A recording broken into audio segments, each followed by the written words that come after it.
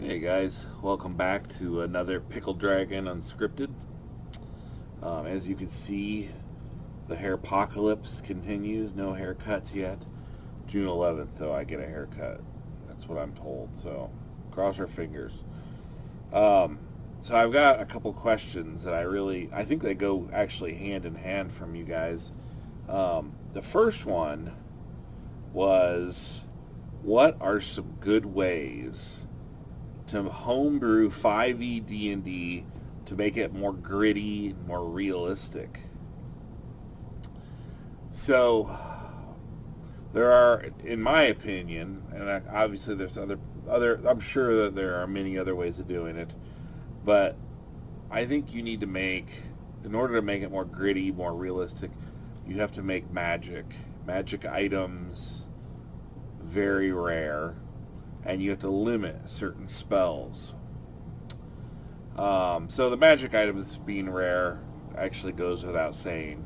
Um, but one of the things about that I don't like about newer editions, and honestly, it's always really existed. But spells like Leomund's Tiny Hut, the Mordenkainen's Magnificent Mansion, Teleport, those spells take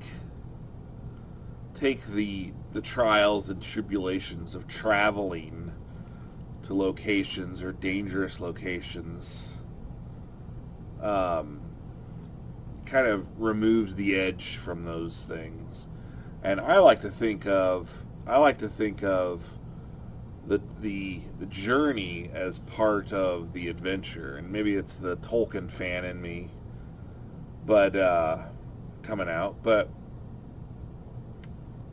in my game, I have a lot of spells listed as lost lore. There's possibility that you could find them as treasure, but when I plan each adventure, and the party is trying to navigate the ways to get there. Do they travel by boat? Do they travel by land? And what are the hazards involved with getting there? Once I know the decision they made, I don't use random encounters. I plan very carefully which counters I'm going to use along the way, and then typically I try to tie them into the adventure. So if they're traveling to, say, a necromancer's lair, perhaps the necromancer knows they're coming and sets up hazards along the way, or maybe they encounter refugees or something that can build on the tension of what's going on. But by making magic rare, the party really has to begin to rely more on teamwork. They have to, there is a certain measure of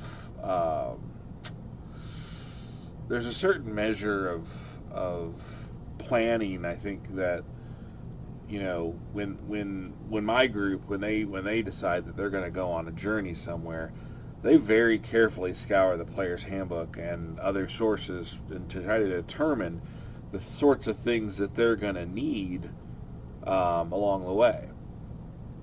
And every time that they go somewhere and they realize they forgot their 10-foot pole or whatever, it always seems to bite them in the butt. Someone's going to have to stick their arm in there. We don't have our 10-foot pole, that sort of thing. And so I think that's one of the best ways to make something gritty and realistic is to limit magic. And you can also do things like, I had a campaign where I vastly limited the existence of clerics. Now, there were holy men who went around spreading the word, but they didn't necessarily have the gift of spellcasting.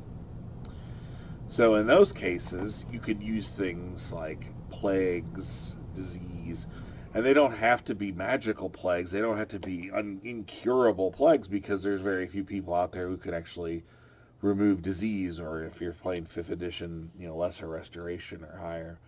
Um, so, you know, think about you think about the Dark Ages of the Middle Ages and early Middle Ages and things, you know, uh, education took a bath and basically the idea that you know um, the setters of learning and um, war was more widespread. And I don't even mean war, but there were conflicts everywhere, and the rule of law breaks down. These are all things that you can integrate, but it depends on your homebrew world how you want to lay it out. But I think the biggest piece I would say is limiting magic, um, limiting spells, and really control the wonder of magic. When you find a magic item, make sure that it's a big deal when they find those items, or maybe they find a spell scroll of spells that weren't previously available. That's another thing I've done is limit spells to the player's handbook, the core books, and then everything else is lost lore, including the removing the tiny huts and the magnificent mansions and so forth. But those would be the big ones. Now, tying into that question, um, someone asked, what are the 3 least utilized monsters, underutilized classic monsters in 5e? And and my answer to that kind of comes back to the grittiness and the really scratching for every inch that the players advance. 3 monsters. The first one would be the rust monster. Um, you know, Taking away that plate mail that party member had saved up for months to purchase, or even a magic sword, or anything like that the party members, um, these dear and precious items that they scrimped and saved and clawed for. And that goes into the next one, which I don't think has a 5e equivalent, but it could if the DM so chose. And that is, it's an old 1e monster from the Fiend Folio called the Disenchanter. And the Disenchanter, it kind of looked like a deer with a trunk like an elephant, and it basically just siphoned the magic out of magic items, which I found interesting. Particularly if you allowed your party, if you allowed yourself as a DM to maybe hand out too many items, it was something that could be used to kind of scale back any errors that you made. But the Disenchanter, again, it's something, if a party member has scrimped and saved, or has quested for a particular magic item, encountering a Disenchanter could be very, very upsetting to a player. Even if they don't lose the item, it could be a heart-stopping moment to realize, oh, this creature could take my magic item and render it mundane again. The Disenchanter. Look it up. First edition Fiend Folio. I don't know that it made an appearance in later editions, but I didn't check. It's just off the top of my head. The third monster, it's a monster that my players know that I love to use, but I don't know that I see it much in other adventures. But I haven't run a lot of the 5e. I've run some of the 5e published adventures, but not a lot. But the Rot Grub. Now, in first edition, if a rot grub started burrowing into your skin, or in second edition started burrowing into your skin, it could be lethal in just a few rounds. You're just dead. A little worm takes you out really quickly. And they hide in like refuse piles and offal and stuff in my party. Oh, anytime they come across a fairly rotten room or a rotten area, there's a lot of decay and debris. You know, they're just not the type of players who are going to start sifting through looking for every coin they can find. You know, they're very careful, or they may just ignore it altogether, because a rock rub can ruin your day in an instant. So that would be the third one. And I guess in general, and it kind of comes back to making the game grittier and more realistic, is, you know, make the game lethal. You know, adventuring should be a difficult and dangerous enterprise. They're putting their lives on the line, and they should feel like their lives are on the line. And creatures like the Rot Grub, and on first edition, and partly in second edition, there were a lot of save or die situations. You know, make this saving throw or die.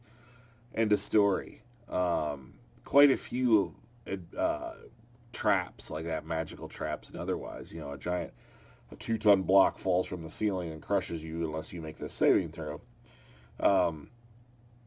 And you know, it didn't matter that you had 100 hit points. It didn't matter that your character was 12th level or whatever. You know, the more dangerous you can make your adventure, the more that every decision that the party makes is important, can make it grittier and more realistic. So I'm kind of mingling the two questions right now, but in any case, I'll leave it at that, because that's my best advice. Is just really make the party scratch and scrimp for everything they have, make magic rare, and make the game deadly. Now, I did a video today for Instagram about something I pulled out here. Let me reach for it if I can. It's called The Time of Dragon. What I'll do is I'll also post that video. I thought it was pretty interesting because Time of the Dragon does not it's not focused on Ansalon. Rather, it's a different continent in the Dragonlance universe. Excuse me. Instead, it's boy, my mind's gone, just lost its train of thought. But it's the other lands, the other continent in the Dragonlance universe. Taladas, that's right. And it was not involved in the War of the Lance, so it's not impacted by, you know, the Chronicles books, or it's kind of free of those bonds. You know, if you wanted to run a Dragonlance game, you always had to think about, well, you know, the heroes of the Lance were doing X, Y, and Z at this time, so what did my party do? So, you know, we don't have continuity problems. So with Taladas, you have all the cultures, the Minotaurs, the Kender, and all that good stuff, along with the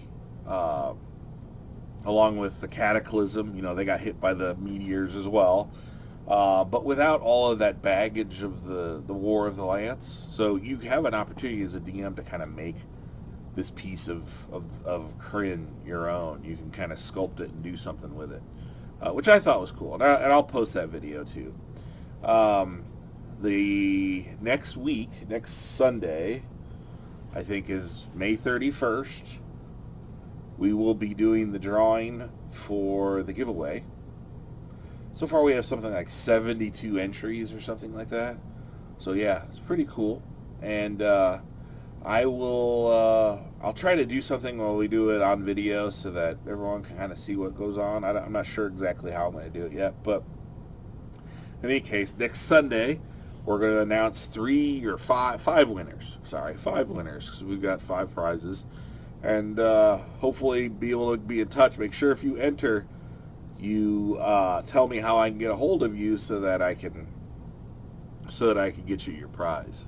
So with that, I'm gonna shut her down for the day. So happy gaming, everyone. As always, be heroic, and please subscribe. Hit all those fancy buttons at the bottom, and we will see you next time.